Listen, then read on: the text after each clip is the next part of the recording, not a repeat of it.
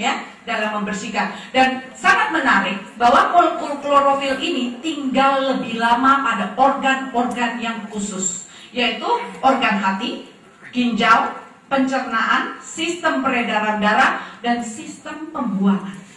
Ya, kalau kita perhatikan di dalam tubuh kita ini adalah mesin raksasa yang luar biasa, dan organ-organ ini merupakan organ-organ yang sangat penting, begitu. Ya, kalau kita lihat di dalam saluran, misalnya sistem peredaran darah saja, kita tahu bahwa di dalam sistem peredaran darah kita ini penyakitnya luar biasa banyak. Ya, penyakitnya mulai dari kita bicara masalah stroke, jantung, kolesterol, asam urat dan sebagainya. Ini banyak terkait dengan penyakit di saluran peredaran darah, misalnya begitu. Dan kalau klorofil bekerja dengan baik di sini, tinggal lebih lama di sistem ini merupakan suatu yang sangat luar biasa, begitu ya. Nah, jadi kalau kita lihat bagaimana nanti klorofil membersihkan sistem peredaran darah, organ-organ di pencernaan dan sebagainya, kita bisa bayangkan seperti ini.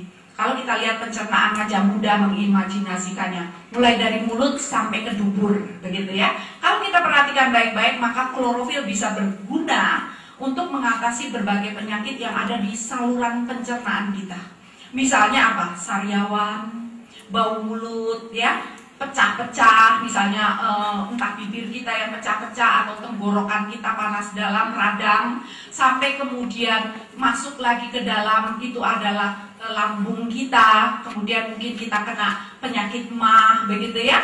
Nah, kemudian sampai ke usus kita, mungkin kita diserang oleh misalnya Salmonella typhosa atau Paratifosa, sehingga usus kita menjadi tipis. Klorofil bisa mengikat si Salmonella ini untuk membantunya keluar, dan dia menolong melapisi dinding daripada usus. Dan kalau sampai ke dubur sekalipun, ambeien dapat diatasi oleh klorofil.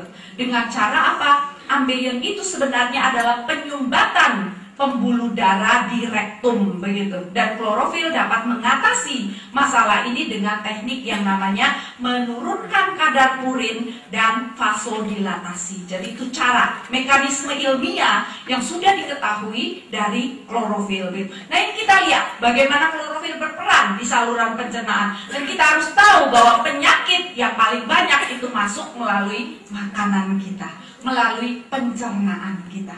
Jadi betapa bergunanya kalau kita memanfaatkan klorofil untuk menjaga saluran pencernaan kita. Nah, fungsi yang lain daripada klorofil adalah fungsi regulator, ya. Fungsi regulator ini adalah fungsi penyeimbang, ya, penyeimbang. Nah, kita tahu bahwa karena pola makan kita di dalam tubuh kita ini cenderung sifatnya menjadi asam, begitu. Nah, berdasarkan saran sebenarnya kita harus mengkonsumsi 80% basah dan hanya 20% asam. Tapi kenyataannya itu tidak terjadi, begitu. Jadi yang kita konsumsi banyak daging, susu, produk-produk seperti itu sifatnya meningkatkan keasaman di dalam tubuh.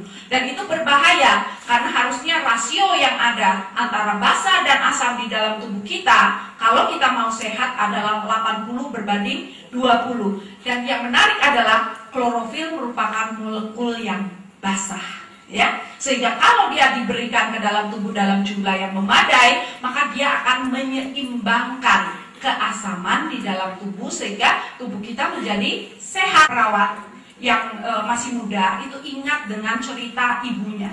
Jadi kemudian dia ambil daun-daunan, dia tumbuk, dan perasannya itu dia berikan di luka dari serdadu-serdadu tadi. Nah, itu awal mula pengetahuan mengenai bahwa klorofil dapat meregenerasi sel. Nah, nanti secara ilmiah kita bisa diskusikan lebih lanjut. Tapi awalnya hanya coba-coba begitu.